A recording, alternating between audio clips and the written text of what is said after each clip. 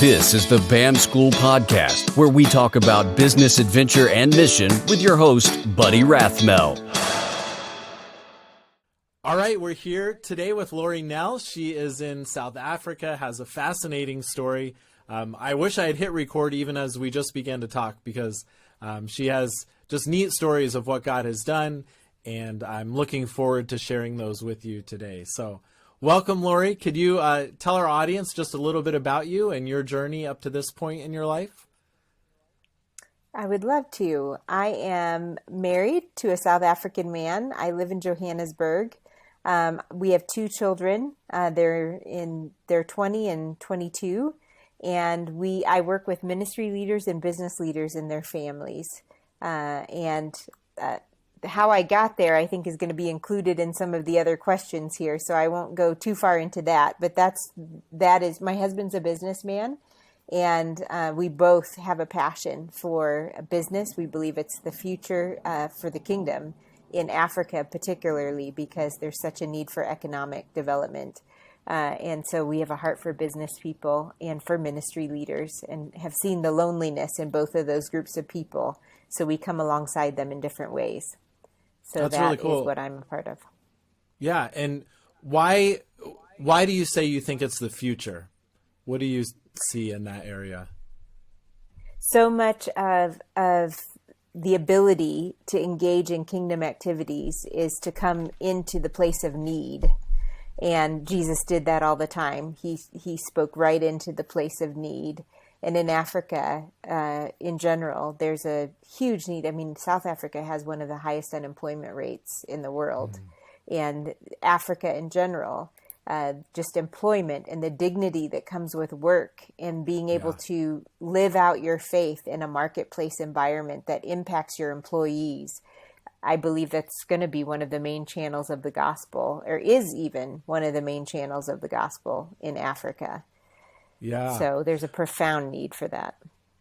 We actually, at our the last event we did in Amsterdam before COVID, one of our delegates was a business guy from South Africa that was selling blueberries on mopeds, like home delivery of organic blueberries and moped. And he had his whole business plan and was looking for money.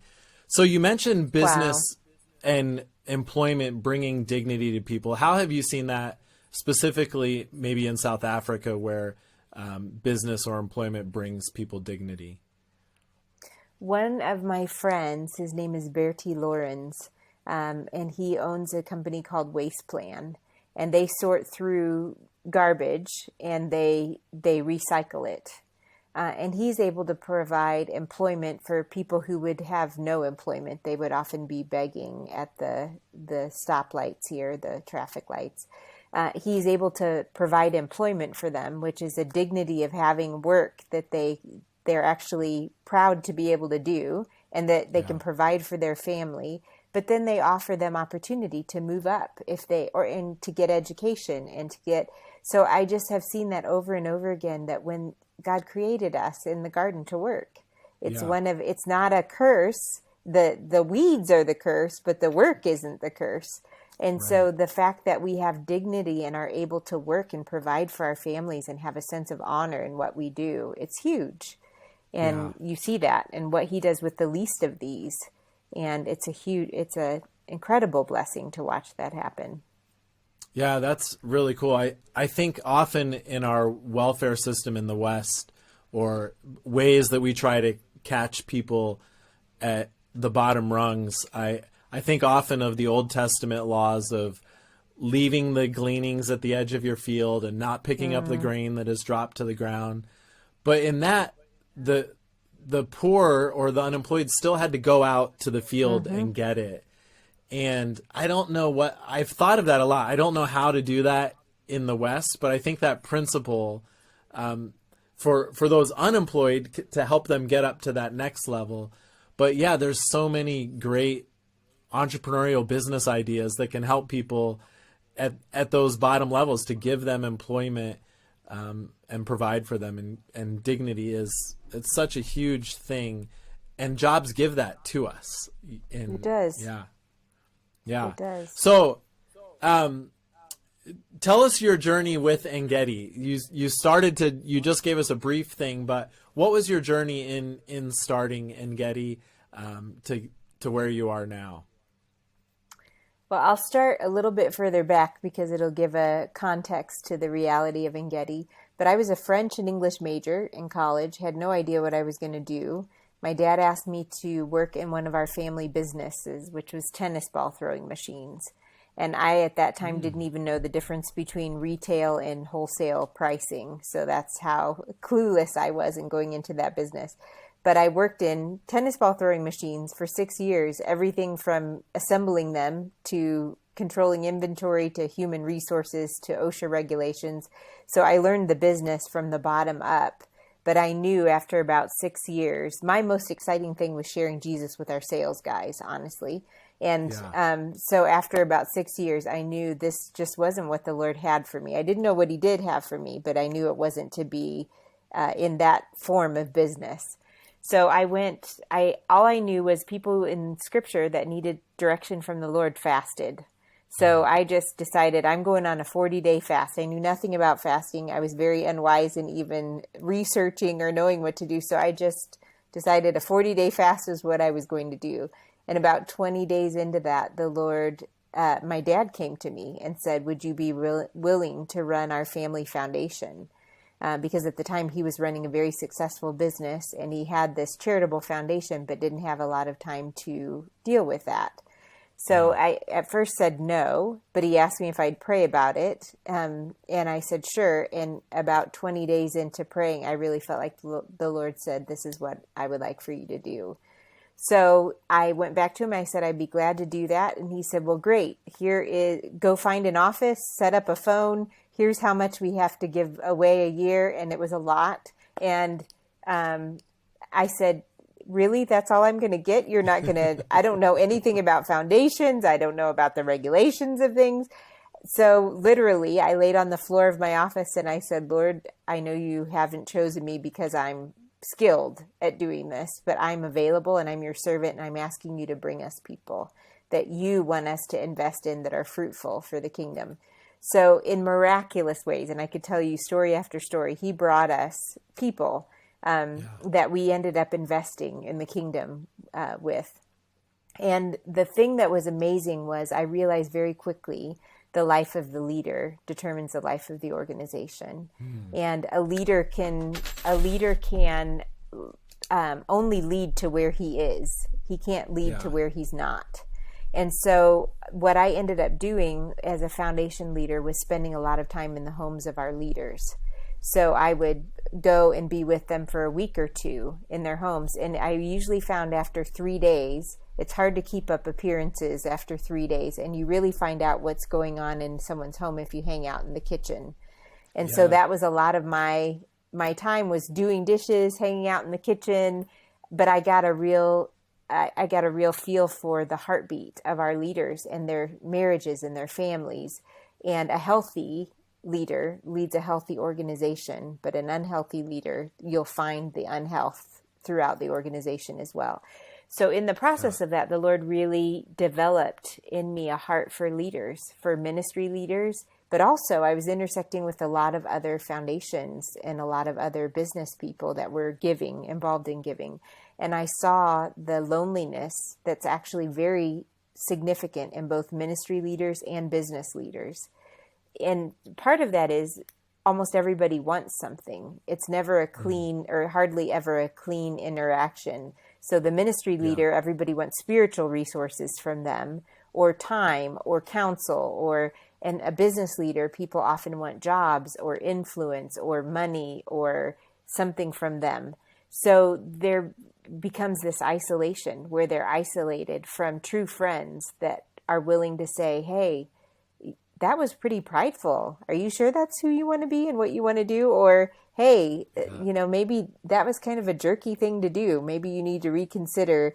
There's an isolation that comes from that kind of true feedback. And so what I found over and over again was that the Lord was blessing just the relationships and coming alongside ministry leaders and business leaders. So I was in that for 15 years. And then my dad sold his business. And so in the process of that, everything went into a startup mode. Even though the foundation had been running for 15 years, it went into startup mode with everything else. So I think we underwent 6 reorganizations in 2 years, and it was just upheaval everywhere. Yeah. So at that point, I just felt like I was really given the release to leave and to not be so much a part of the upheaval and allow them to go whatever different direction that they wanted to go. So, but I didn't know what I was going to do.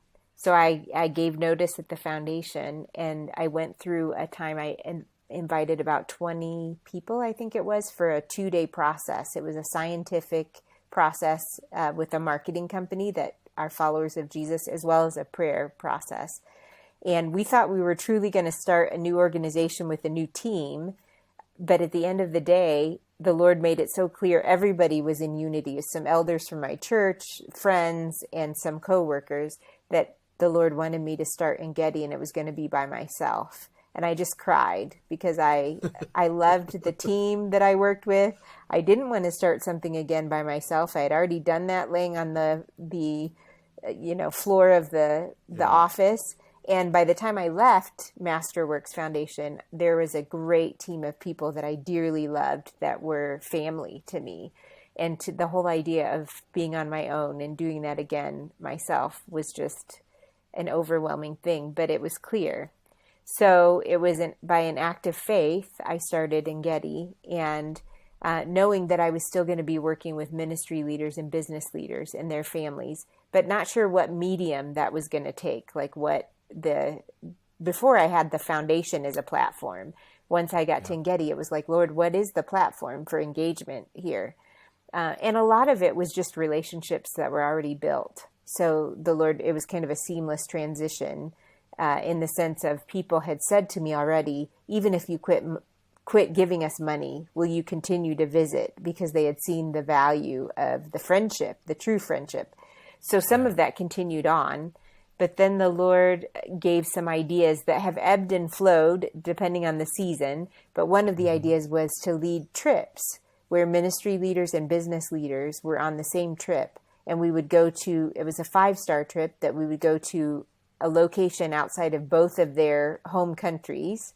And it creates disequilibrium for everyone. And therefore you find common ground there. Yeah. And then we would have a retreat in the middle of the trip and deal with a spiritual issue that affected both of those groups of people.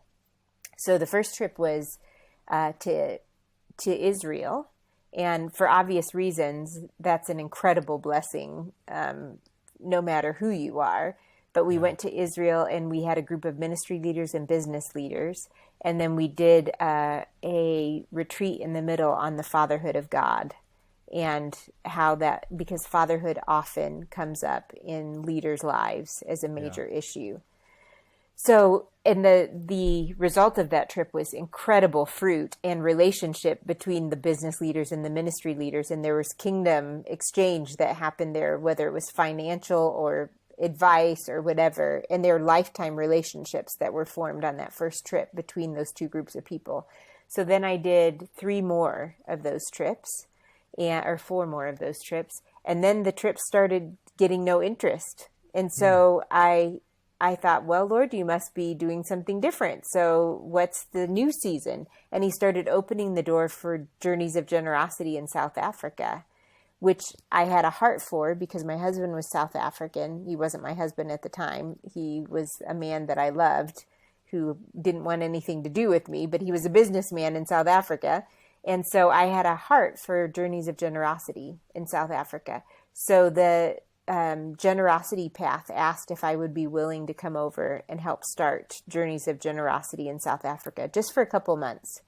So in 2016, I came over and thought I was going to be in South Africa for a couple months.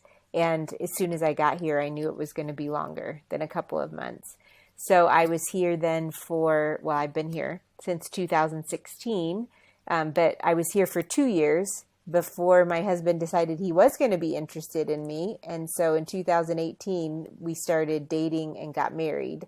And then the whole ministry has changed because now I'm actually partnering with my husband in getting a chance to speak into people's lives, business people's lives, ministry leaders' lives, but we're doing it together. Him as a businessman and me with my heart for those two groups of people. So it's the paradigm of how it has worked has changed, but I'm still engaging with ministry leaders and business leaders. So that's kind of Yeah, that's really fascinating. So what are some of the ways, whether it's the Lord speaking to you through song or somebody speaking truth over you or destiny markers in your life, what have been some of those things that have kind of pointed you in this direction as you've gone through life? Well, I'll start with the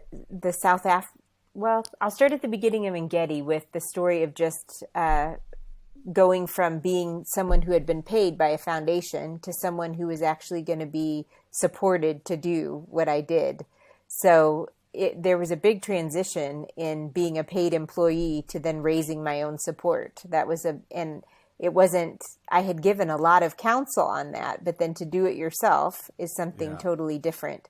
And I was single at the time, and I was saying to the Lord, are you going to provide for me? Like, this is a vision that you've given unity on that we're now executing, but are you going to provide for me? And I was a little bit stressed out about that at the beginning. And so I had decided I was going to do things to save money, including books, that I was going to go through this thing called paperbookswap.com, where you trade used books and get used books because it saves money. So I needed some tape to send out some used books. And I went to the dollar store to get some tape, and they didn't have tape. And it was like one of those straws that broke the camel's back. I'm like, of course the dollar store doesn't have tape because it's expensive. Everything's expensive. The whole world's expensive. I don't know if the Lord's going to provide for me. And it was this whole thing. And so I had been asked to go up on a kind of a retreat thing with a girl and pray with her about some things up at a lake cottage. So I went up there. And I was talking to the Lord about this whole provision thing. Like, I'm single. You've called me to this. Are you going to provide for me? I don't know what you're doing. So when I got up to the lake cottage, I sent the girl on a walk around the lake. And I went on a walk the other way around the lake. And it was in March.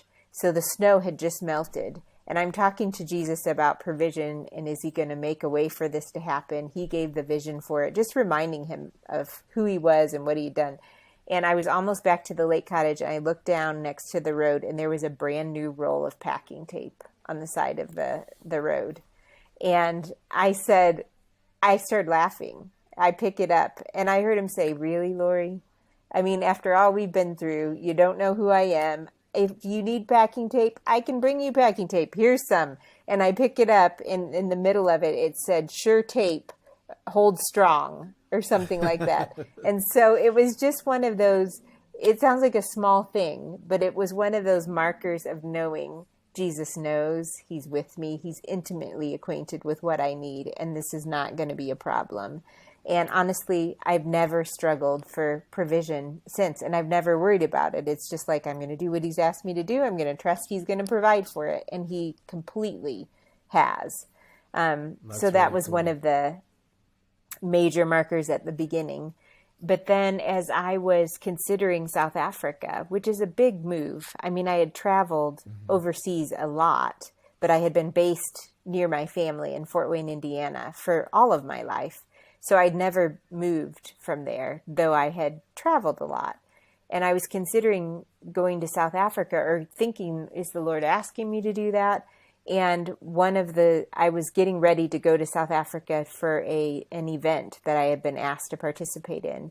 And as the girl that was taking me to the airport dropped me off, she just said, "Laurie, I think that there's some work that the Lord has for you in South Africa. I just keep seeing light emanating from South Africa into the rest of Africa. And I think God has work for you to do." And I said, "Oh, okay, well, I will definitely be praying about that and considering that while I go." So I got into the airport, and one of the elders from my church called me and said, we were praying for, I asked him to pray for my trip. And he said, "We were praying for you." And he said, "We're doing a study on light in Revelation and Genesis." And he said, their sun and moon were created in Genesis, and they were created for authority to rule the day and the night. But then you come to Revelation, and there is no sun and moon because Jesus is the authority that rules everything. And so there's no need for that light in the same way. And so all of a sudden I was like, light has something to do with the authority of Jesus. My friend that dropped me off just said she saw light emanating from South Africa into the rest of Africa. The Lord's saying something to me here. So then I got on the airplane on a Delta flight, and the guy next to me asked me where I was going, and I asked him where he was going, and he said, "Hey, South Africa. I think it's highlighted on the front of the Delta magazine this month."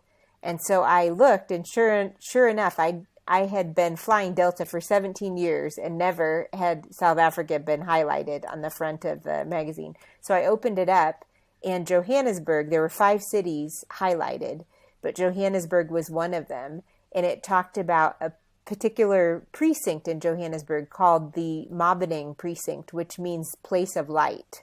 And all of a sudden I was like, okay, here's another light. And so, and it just talked about, it actually quoted scripture on light.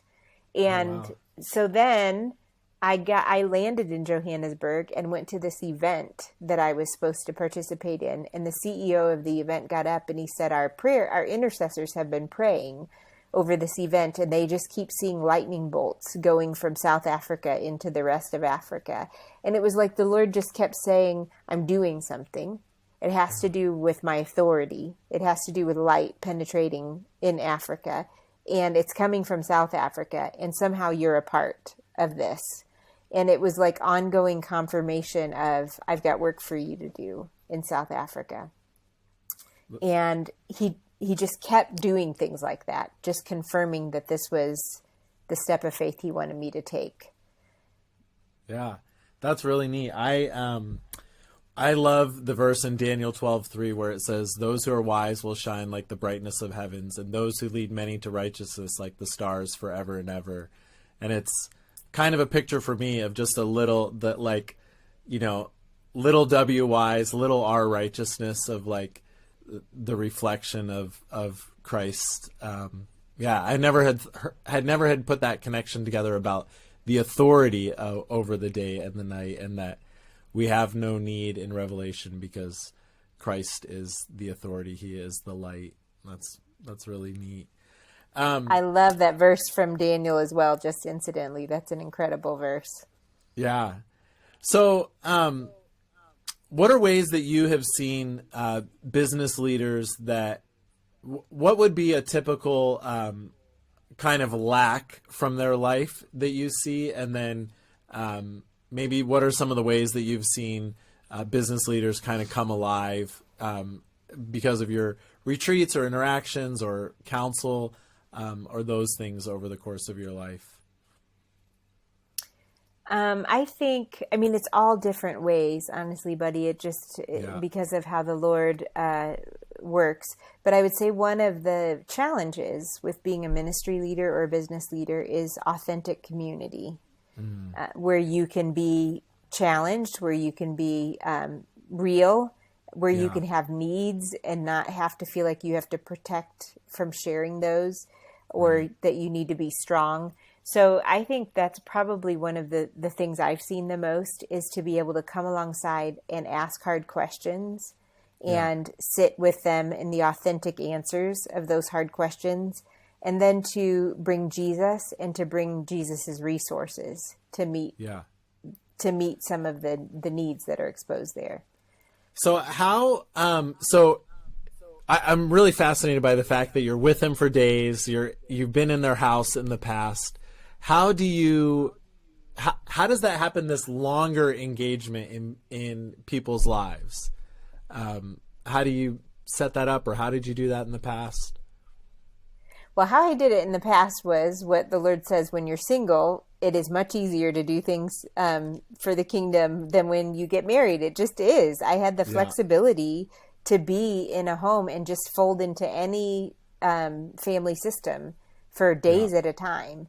So and when you come among as one who serves, it's what Jesus calls us to do, and it's what he did. Is he comes among as one who serves.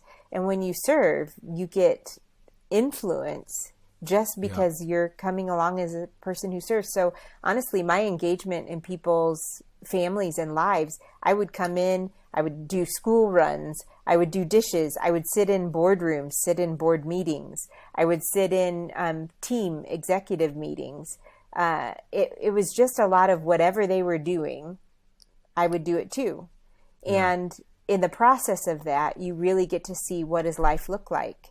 What are the challenges that are around them? What are the things that they're seeing and not seeing? So that was how I got to engage with them, was just being in their space, being in their home, doing what they were doing. And there was formal and informal engagements. Now that we're married, it's a different type of engagement. So we have dinners with people, but we just got done with a weekend away with a group of people, and there are definitive needs in that group of people. Marital on one case, in another case, there's some stuff going on business wise, some unrighteous business things. So it's a different type of engagement now, but it's still, we got some extended time with them over a weekend because we were away together. Yeah. So we just trust the Lord. He's going to bring us the time that we need to engage in the way that he wants us to engage with the people that he has for us. And you talked about the importance of relationships, friendships, community. So it seems like you're good at cultivating that. I saw, we have friends in common. I saw Josh and Christy Patty were on your blog there. And I think I met Josh when I was 6 or 7 years old at his house when he was a teenager. And so he's always been wow. His dad mentored my dad in Germany back in the 80s. So my goodness, they are dear, dear, dear friends. Josiah Venture is one of the organizations we are deeply involved with. So that's really wonderful. Neat. Yeah, I actually my first memory of Josh was there was mashed potatoes and peas and gravy at one of the meals, I remember, and he built this volcano with his mashed potatoes and gravy, and then it overflowed and killed all the villagers, which was impressionable on my young this cool older guy who flew. He was like throwing gliders around the park and stuff when we were little, and then he went on to fly himself. But they're wonderful people. So where is the community where you're able to be real and you're able to have that kind of feedback now outside of your marriage? We have dear friends. I mean, I had cultivated 30 years worth of deep friendships in the U.S., and we're back and forth quite a bit. My husband serves on the board of my dad's organization. And so we both have community there. We have community with our family, but we have dear friends here and dear family here as well.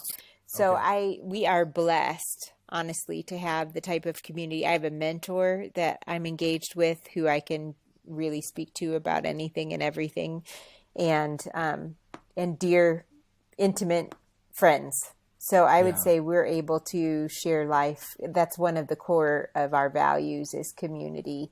And I think being married, Daniel's experienced more community probably than what he has ever experienced, just because of the richness of what God gave me in my single years. Right. So that's been a really positive thing. Yeah, that's neat. Well, selfishly, I wanted to ask you a question. I was explaining to another friend we have in common, Jana Foltz, about what I'm looking to do with for BAM, that's about business, adventure, and mission. And one of my values is like, giving, coming into a situation where you're looking to serve. And one of the things, and my model is, I'm looking for investors to help me buy businesses that are run by management in place. And the management in turn runs discipleship schools, the business, funds discipleship schools. And then the schools provide a legacy if they want for the investor. Maybe the investor is mentoring or helping to teach. A number of years ago, we had a guy at one of my first BAM school. I had a guy come, and he had sold his business for hundreds of millions of dollars, but and was walking with the Lord. Had seasons where the business was the focus, but definitely kingdom focused. But when the kids started asking questions, the students, I mean, some of them were 30 or 40 years old, but when they were asking questions, like all of a sudden, like he just had time to give, and the kids loved it. Like there's just all these, pages of notes, and it went into 2.5 hours. It was supposed to be a shorter thing. And I just had it, and we had a number of those people over that time, but I had in my mind that, okay, I really want to connect these type of people that have a wealth of experience and knowledge, but now I also need funds for doing this. And so now it feels not as clean to me, because I'm like, I do want to provide them with legacy, do want to provide the connection between, but I also, from some of them, would love an investment into a business. And I like it when I'm able to enter into that as a way of serving. I hate anything where I have to come in or where the first foot is an ask in some way. And so when I was explaining this business model to Jana, she's like, you need to ask Laurie. She would have insight for you in that. So wise one, any insight for me in this model that I'm looking to create? Well, let me ask you this. Do you believe that you're called to do that? Yeah. As you were sharing your story, I've had over the last 18 years, so first on a prayer retreat 18 years ago, felt like God was saying, invest in Christ-centered entrepreneurs. And then it's kind of grown and narrowed since then, to things about movement of God through business and just the connection between generations. And, so I really feel like this, and those are all pieces where I have, not the business piece. I haven't had huge business success. I've had smaller things, but I've had success as a consultant. But as far as relationships with students and mentors or business leaders, both of those have been things that have been, a big part of my life up to this point. And then have had things in the business world, have had failures in the business world.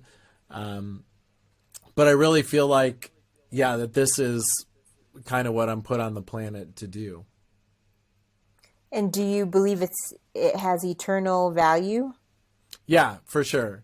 I mean, without a doubt. Since 7th grade, I've been thinking about eternity. Like, I remember in 7th grade saying to another friend of mine, I wasn't even, I wouldn't even say that I was like, I had read my Bible because my dad paid me to in 6th grade.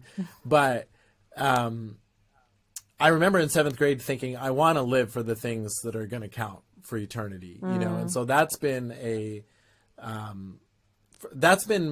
why I make decisions. I make decisions on, is this going to be something that matters for all of eternity?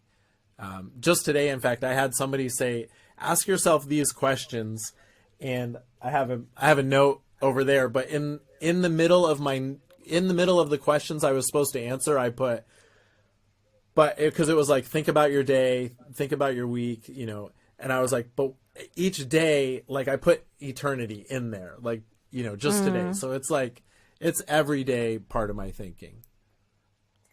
Well, and that's what I would say to you. If you know you're called to it, and you are assured from the Lord that you are, if you know that it's eternal, then what you're offering people is an unbelievable investment. Yeah. So you're not ashamed of that, because this is an ask not from you. It's an ask from Jesus, and they have full freedom to say no, because his kingdom is big, and he is going to accomplish what he desires. His plans will prevail. So however he chooses to provide for you, you've got a platform to engage people with eternal opportunities that come from him.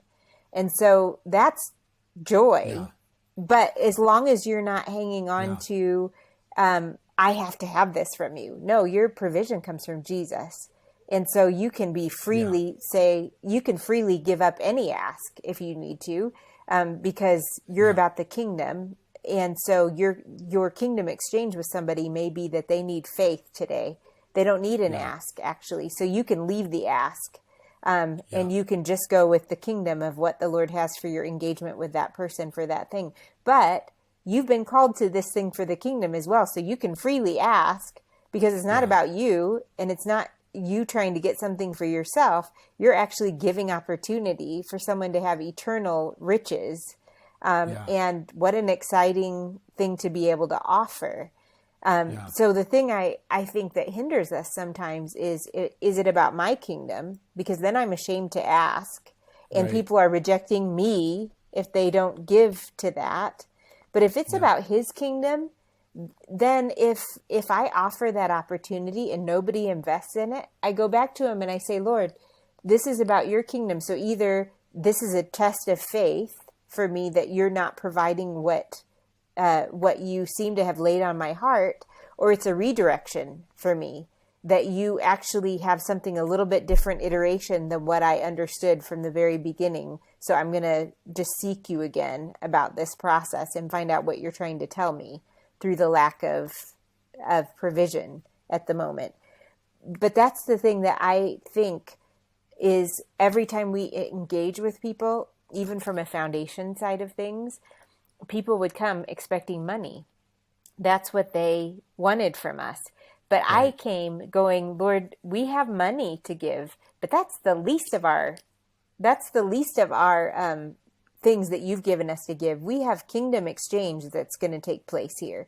So they may be asking for money, but what they really need is repentance. So then I'm going to give repentance from you instead of money. Or even when I went to ask for money, I'm not really asking for money. I'm asking for a true kingdom investment. I'm giving people an opportunity to invest in eternity, something that is temporal that gets to be placed in eternity. But if they don't want to do that, if they're not called to do that, if they have a heart for something else, I can redirect them to somebody who would meet that kingdom thing that they want to give to, because I'm about the kingdom. I'm not about my thing. So I can be generous about, oh, you're not interested in business leaders and ministry leaders. You're interested in orphans. Well, I know this one place that they're really fruitful in what they're doing. Why don't you consider connecting with them? I'd be glad to connect you. And it's just a different mindset of our generous Father, who is not in any way, he's not lacking resources. And so I can be generous and I can be bold because I'm not ashamed of what he's given me to do, what he's called me to do. So I don't know if that helps or not. No, it really did. I think, I was thinking, I coached missionaries for years and even coached people on raising support, but I was thinking more more businessy than of thinking, well, there has to be like a direct benefit for them, but I was also thinking much more about just transactional, I think, than kingdom in my thinking, because it's a new thing for me to say, we're looking for $2 or $3 million versus 20,000 or 50,000. It's just and it's business instead of our mission is anti-trafficking, so that was our projects for a lot of years, and so there's just it's a shift, and I still feel like I'm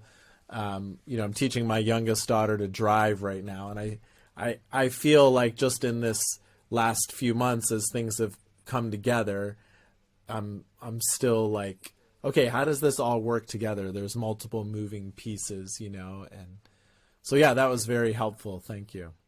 Well, and let me just say too, it is different in business because you've got to be excellent at what you do. You should be excellent. If you're providing a business opportunity and it's a Jesus one, it should be good. And so for sure. your presentation should be good. Your returns should be good. Your business model. And I don't know any of the business guys that I work with that would want to be less than excellent about any business opportunity that they evaluate.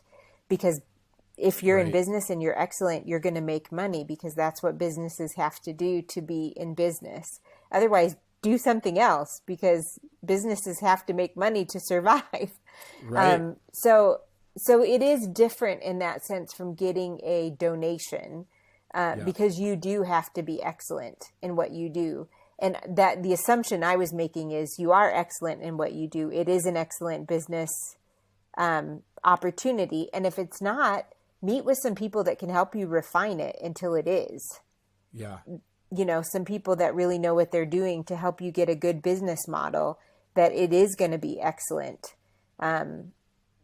But it does have to be excellent, and it does have to have good returns and in all of those things.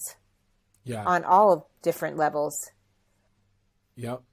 Yeah. And I think that's definitely the direction that we want to go. Like all of those things, the business being excellent, the discipleship school being excellent are, I think we have at least, market rate returns, a little bit better than some, maybe worse than others, but it's really low risk. So I think for the amount of risk, it's a great return on investment financially as well. So yeah. A couple times as you were talking over the last 40 minutes or so, I kept thinking, what are your spiritual giftings? Is prophet part of your spiritual gifting? It is. Yes. Yeah. I love it. Yeah. Yeah. How did you so we're going past what I initially asked you for. Do you have time for a few more questions, or do you need to wrap up in about 5? Absolutely. Okay. I'll go back and edit that part out. So how did you come to realize that prophet was part of your gifting, and how did you come to terms with that? Or were you always okay with it from the start, or did it kind of, you grow and mature in that? What's been your journey as a prophet, in walking with the Lord? Definitely there's been I think I grew up in a family where prophet was presented in a certain way. And sometimes it was prophet was to be full of truth, but not necessarily full of grace. Because that was part of the considered a prophetic gifting was to be full of truth. But when Jesus came, came full of truth and full of grace. So I think the greatest, my natural propensity, just the way God's created me, would be to be more full of truth than full of grace. Yeah. And I think the big growing in my maturity has been listening to Jesus, not the flesh, not giving words that come from the flesh that are just truth-based, but they're not spirit-based.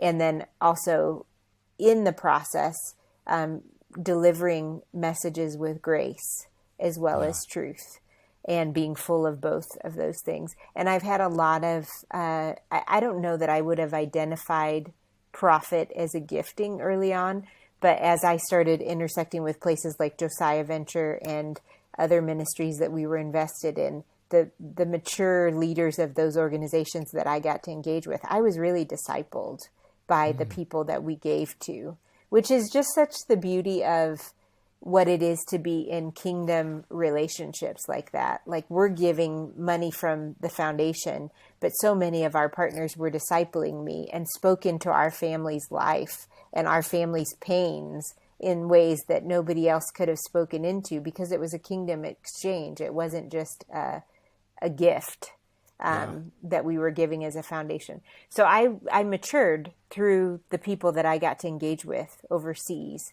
and through just the Lord and how he pursues us, and how he is committed to making us look like his image, and taking us through the experiences that we need in order to be made into his image. So definitely, and I'm sure he's going to mature me a whole lot more. I just turned 50 2 weeks ago. It's hard to believe, but it's true. And I'm sure we'll get a good bunch more of maturing before he takes me home to be with him. Yeah.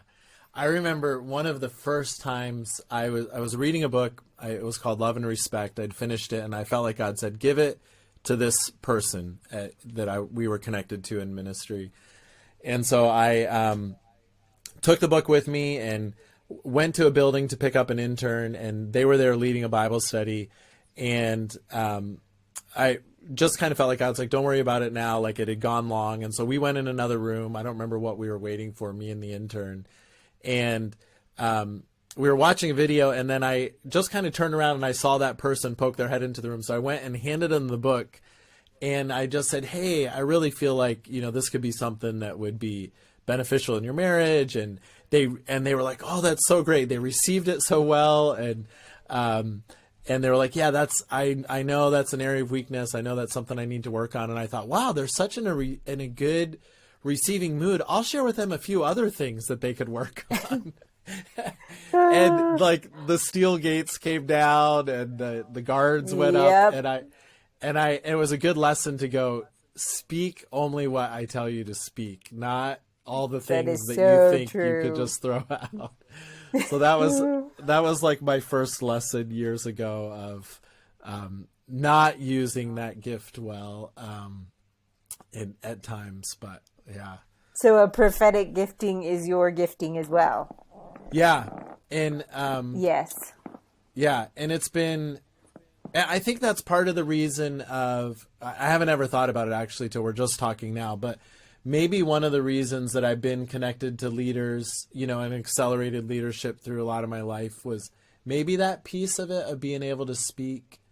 But yeah, like there was I'll edit this out too probably, but my wife's role at a school here, and then my gifting as a prophet, like we actually were part of removing unhealthy leadership, and it was all God. It was like months. It was like maybe 8 months of prayer, lots of prayer. And then God invited me into a situation I said to my wife, I think God released me to speak to the person. She called me like an hour later and said, hey, do you have 3 hours this afternoon? You just got invited to a meeting with this person. And in the meeting, I started to speak just humbly. Like I felt like it was like I had learned all 10 or 12 years of doing it poorly, or maybe a lifetime. And it wasn't received well. In fact, I started to speak and I got shut down. I went to the restroom and I felt like God said, I've invited you here as a prophet. Go back in and speak as a prophet. And it was the beginning of, we got slandered through the process, but truth started to come out, and ended up getting a leave of absence, and then was asked to resign. But it was just one of those things of like, it wasn't fun, but it was fun to be walking in step with the Spirit, and fun to be going, okay, this is what it looks like. Way more humility and less confidence than I used to just say things in my own spirit. And even like I was sad and crying, like I knew it wasn't fun for this person to hear, but yeah, I think it's what led me somewhat into the anti-trafficking world a little bit as well. But yeah, there's a piece of me though at this stage of life where I'm like, I don't want to be in those kind of situations. Like we ended up again for Chromebooks and getting filtering. Like there was a similar situation, and I'm like, I don't like these big, huge things. And my wife likes them even less. But I do like the one-on-one with people, and, just getting those opportunities to speak. And so. Yeah. It's not always easy. I mean, but if you look at the reality of a life of a prophet, and biblically, it wasn't easy. Yeah. It's not an easy, but it is rich. Yeah. when you know that you're fulfilling the word that God has given you to carry and to do. It is a rich thing, but it's not always an easy thing. All right. So my last question for you, Laurie, what are some of the dreams that you're pursuing currently?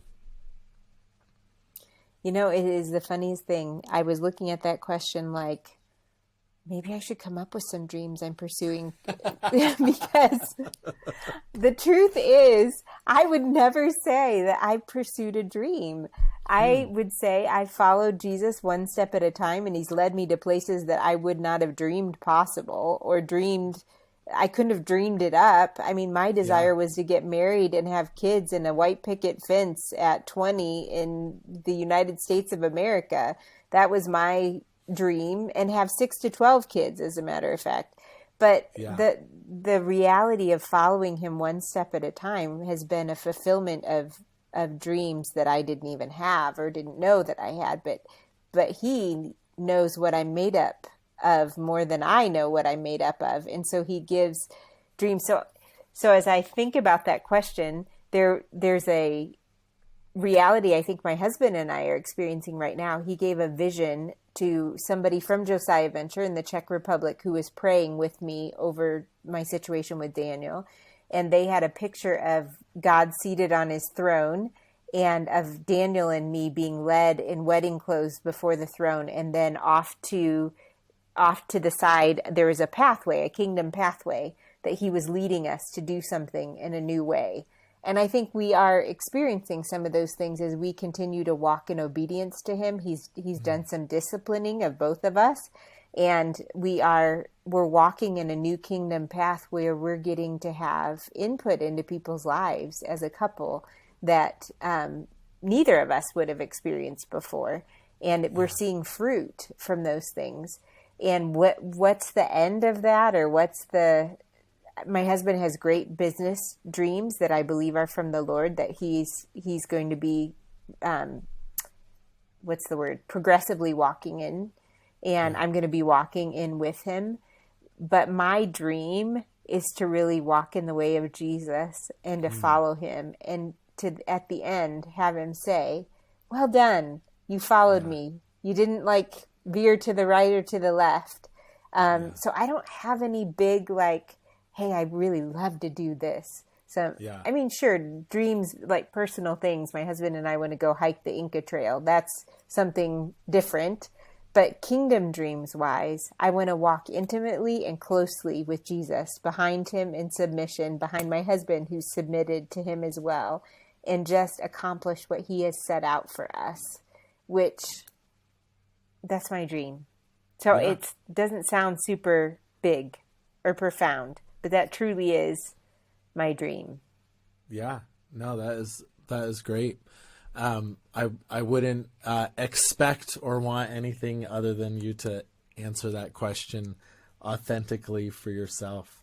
So what's the best way that if someone wants to find out more about what you're doing or follow you, what's the best way for someone to find you?